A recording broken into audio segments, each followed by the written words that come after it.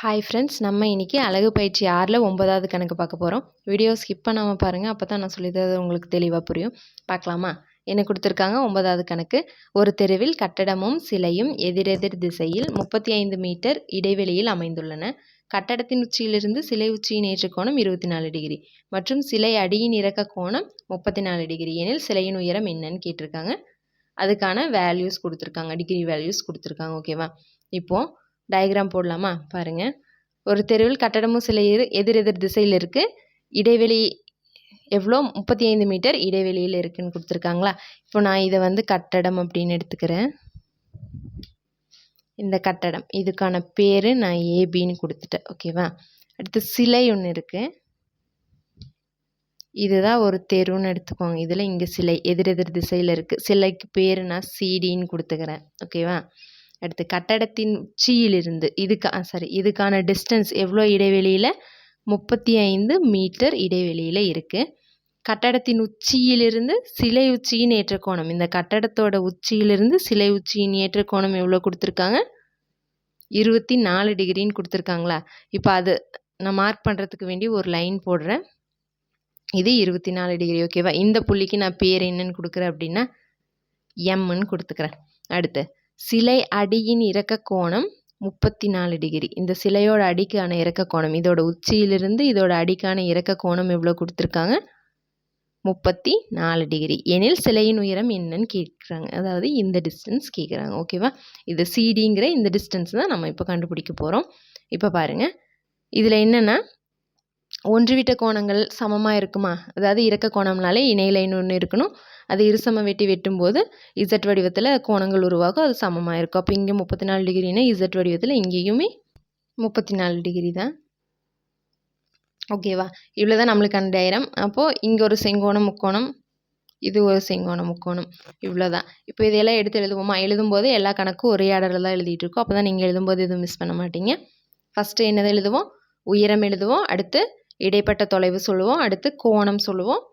அதுக்கப்புறம் நம்ம போட்ட டயக்ராமில் செவ்வகம் இருந்துச்சுன்னா ஆப்போசிட் சைட்ஸ் ஈக்குவலாக இருக்குன்னு சொல்லுவோம். இதில் செவ்வகம் இருக்குது, அதனால் அந்த லைனும் சொல்லணும். ஓகேவா?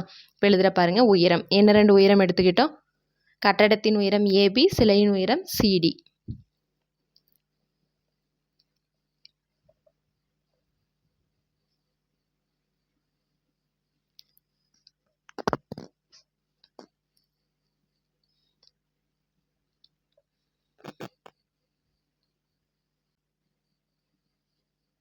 சிலையின் உயரம் சிடின்னு எடுத்துட்டோம்.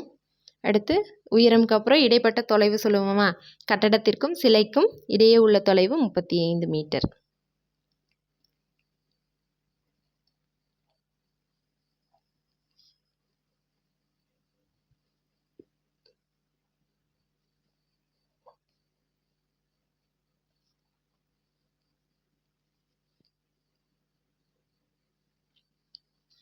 இடையே உள்ள தொலைவு பிடி. பிடி ஈக்குவல் டு 35 மீட்டர்னு அவங்க கொடுத்துருக்காங்க. இப்போ அடுத்து என்ன சொல்லணும்? இடைப்பட்ட தொலைவு. உயரம் சொல்லியாச்சு, இடைப்பட்ட தொலைவு சொல்லியாச்சு, கோணம் சொல்லணுமா? ஃபஸ்ட்டு ஏற்ற கோணம் சொல்லிடலாம் போகிறோங்க. ஏக்கு தான் கோணம். அப்போ ஏ தான் நடுவில் வரணும். சிஏஎம். கோணம் CAM equal to 24 degree. Okay. இப்போ அடுத்தது இறக்க கோணம் சொல்லணுமா? அப்போது ஜோடி கோணங்கள் வரும். அதாவது எம்ஏடிங்கிறது 34 டிகிரினா ஏடிபிங்கிறதும் 34 டிகிரி தான். ஒன்று விட்ட கோணங்கள் சமம். கோணம் எம்ஏடி ஈக்குவல் டு 34 டிகிரினா அதே தான் கோணம் ஏடிபிக்கும்.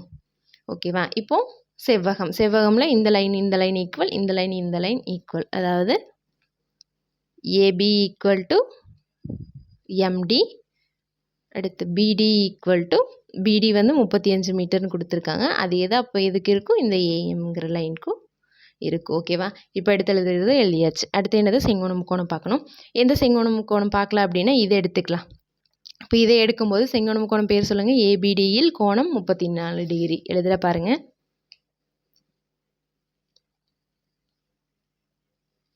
செங்கோணம் முக்கோணம் ஏபிடியில் கோணம் இங்கே எதுக்கு இருக்குது? டிக்கு இருக்குது. அப்போ ஏடிபி கோணம் இருக்கிறது தான் நடுவில் வரணும்.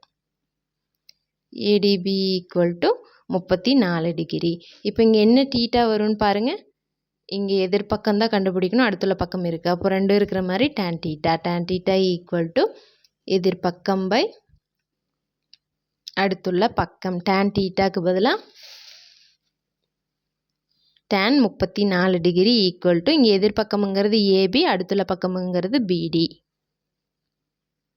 tan 34 டிகிரியோட வேல்யூ கொஸ்டின்லேயே கொடுத்துருக்காங்க. என்னென்னு கொடுத்துருக்காங்க? 0.6745ன்னு கொடுத்துருக்காங்க. ஈக்குவல் டு ஏபிங்கிறது தான் நம்ம கண்டுபிடிக்கணும். பிடிங்கிறது 35 மீட்டர்னு கொடுத்துருக்காங்க. இப்போ நம்மளுக்கு ஏபி தான் வேணும். ஏபி இங்கே வச்சிட்டோம் அப்படின்னா இது இங்கே பெருக்கல்ல போகுமா? இப்போ 0.6745 இங்கே வகுத்தலில் இருக்கிறது இங்கே பெருக்கல்ல வருது. அப்போ பெருக்கல் இன்ட்டு 35. ஓகேவா? இப்போ இதை நான் பெருக்கிறத நான் சைடில் போடுற பாருங்க. நம்ம எப்போவுமே பெருக்கும்போது புள்ளியை விட்டுருவோம். புள்ளியை விட்டுட்டோம் அப்படின்னா 6745 பெருக்கல் 35 பெருக்கல பாருங்கள். 5 25, 25க்கு 2, 5 20, 22, 22 மிச்சம் 2, 7 35, 35 2 37 மீதி 3, 5 30, 30 3 33 அடுத்து 5 15 மிச்சம் 1, 4 12, 12 1 13, 13க்கு 3 மிச்சம் 1, 7 21, 21 1 22 மிச்சம் 2, 6 18, 18 2 20. இப்போ கூட்டணும் அப்படின்னா 5 7 10க்கு 0 மிச்சம் 1 5 6 3 2. ஓகேவா? இந்த மாதிரி வருதா? இப்போ பாருங்கள், புள்ளி எத்தனை ஸ்தானம் தள்ளி புள்ளி வைக்கணும்? 4 ஸ்தானம் தள்ளி புள்ளி இருக்குது. அப்போ ஆன்சர்லேயும் 4 ஸ்தானம் தள்ளி நான் புள்ளி வைக்கிறேன். அப்போ என்னென்னு வருது? ஏபி ஈக்குவல் டு 23.6075ன்னு வருது. நம்ம எப்போவுமே புள்ளிக்கு அப்புறம் 2 டிஜிட் மட்டும்தான் எடுத்துக்குவோம். அதனால் 23.6. இங்கே 7ங்கிறது 5 விட அதிகமாக இருக்குது. எப்போவுமே 5 விட அதிகமாக இருந்துச்சுன்னா பக்கத்து நம்பர் கூட 1 ஆட் பண்ணுவோம். அப்போ இங்கே 7ன்னு இருக்கிறனால 5 விட அதிகமாக இருக்குது. அதனால் இங்கே 1 ஆட் பண்ணால் 61 மீட்டர். ஓகேவா? ஏபியோட தொலைவு, அதாவது கட்டடத்தின் உயரம் ஏபி ஈக்குவல் டு 23.61 மீட்டர்னு கண்டுபிடிச்சிட்டோம். இப்போ அடுத்து செங்கோண முக்கோணம் எடுத்துக்கலாம் பாருங்கள். செங்கோண முக்கோணம் இங்கே எம்க்கு தான் செங்கோணம். ஸோ செங்கோண முக்கோணம் பேர் ஏஎம்சி. செங்கோண முக்கோணம் ஏஎம்சியில் கோணம் 24 டிகிரி. எழுதுகிற பாருங்கள்.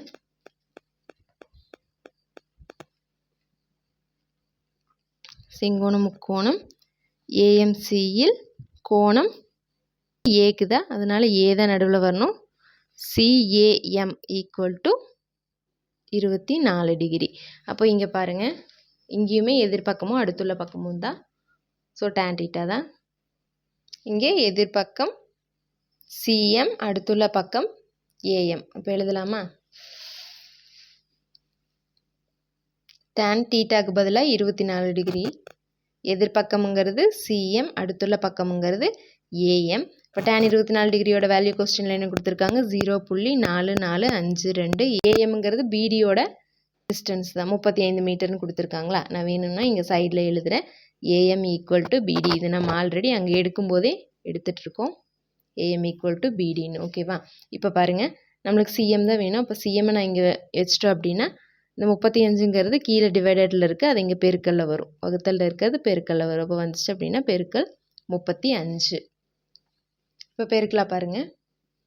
இப்போ பெருக்கிறத நான் இங்கே சைடில் போடுற பாருங்கள். 0வை விட்டுருவோமா? அப்போ விட்டுட்டு வெறும் நம்பர் மட்டும் எடுத்து பெருக்கலாம். 4 4 5 2 பெருக்கல் 35. 2 10 மிச்சம் 1, 5 25 1 26 மிச்சம் 2, 4 5 20 22 22 மிச்சம் 2, 4 5 20 22 22. அடுத்து 3 2 6 5 15 மிச்சம் 1, 3 4 12 12 1 13 13க்கு 1, 4 3 12 12 1 13. ஓகேவா?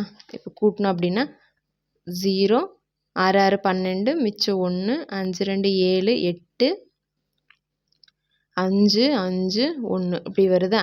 இங்கே எடுத்து எழுதுகிற பாருங்கள். சிஎம் ஈக்குவல் டு நம்மளுக்கு என்ன ஆன்சர் கிடைச்சது? 15 5 58 20ன்னு கிடைக்குதா? இப்போ இதில் புள்ளி பாருங்கள், இங்கே 4 டிஜிட் தள்ளி இருக்குது. அப்போ இங்கே 4 டிஜிட் தள்ளி புள்ளி வச்சா இங்கே வருது. அப்போ சிஎம் ஈக்குவல் டு நம்ம எப்போவுமே 2 புள்ளிக்கு அப்புறம் 2 டிஜிட் தான் எடுத்துக்குவோம். அப்போ 15.5. இங்கே 2ங்கிறது 5 விட கம்மியாக இருக்கனால இங்கே நான் எதுவும் சேர்த்து போகிறதில்ல, இந்த நம்பரை அப்படி எடுத்துக்கிறேன். அப்போ 8 மீட்டர். ஓகேவா? இப்போ நம்ம சிஎம்மோட டிஸ்டன்ஸ் கண்டுபிடிச்சிருக்கோம். டயக்ராமில் பாருங்கள். இப்போ நம்ம கண்டுபிடிச்சது சிஎம்ங்கிற இந்த டிஸ்டன்ஸ் கண்டுபிடிச்சிருக்கோம். நம்ம அப்ளையாக கண்டுபிடிச்சது இது ஏபிங்கிற டிஸ்டன்ஸ். இப்போ இந்த ஏபிஏ தான் இங்கேயும் இருக்குமா, நம்ம ஒரு லைன் கூட எடுத்துருக்க பாருங்கள், ஏபி ஈக்குவல் டு எம்டி அப்படின்னு. இந்த லைனும் ஒரே டிஸ்டன்ஸில் தான் இருக்கும். அப்போது இங்கே என்ன வேல்யூ வந்ததோ அதே தானே எம்டிக்கும். இப்போ கண்டுபிடிச்சதையும் நம்ம இங்கே ஏபிக்கு கண்டுபிடிச்சது ரெண்டையும் கூட்டணும் அப்படின்னா இந்த சிலையின் உயரம் சிடிங்கிறது கிடச்சிருமா. இப்போ கூட்டணும் அப்படின்னா ஆன்சர் வந்துடும். இப்போது நம்ம அப்ளையே கண்டுபிடிச்சது AB equal to MD equal to 23.61 metre. ஓகேவா. இப்போ பாருங்கள், இப்போ அந்த ரெண்டையும் கூட்டணுமா, நம்ம என்ன கண்டுபிடிக்கணும், சிலையின் உயரம் சிடி வேணும் அப்படின்னா சிஎம் ப்ளஸ் எம்டி. இப்போது 15.58 மீட்டர், எம்டிங்கிறது 23.61 மீட்டர். இப்போ இந்த ரெண்டையும் கூட்டுற பாருங்கள், அதையும் நான் இங்கே சைடில் போடுறேன். 15.58 23.61. இப்போ இந்த ரெண்டையும் கூட்டினா 9, 11க்கு 1 மிச்சம் இங்கே 1 வைப்போம். 5 3 8 8 1 9, இங்கே 3 39.19 வருது. அப்போ சிலையின் உயரம் சிடி ஈக்குவல் டு 39.19 மீட்டர். ஓகேவா. அவ்வளோதான் ஆன்சர் கொண்டு வந்தாச்சு. ஓகே ஃப்ரெண்ட்ஸ், நம்ம சேனலில் போடுற வீடியோஸை நீங்கள் டெய்லி பார்க்கணும் அப்படின்னு நினச்சிங்க அப்படின்னா கண்டிப்பாக நம்ம சேனலை சப்ஸ்கிரைப் பண்ணிவிட்டு பக்கத்தில் இருக்கிற பெல் ஐக்கான் கொடுத்து வச்சுக்கோங்க. அப்போ தான் நான் டெய்லி போடுற வீடியோஸ் உங்களுக்கு நோட்டிஃபிகேஷனில் வரும். தேங்க்யூ.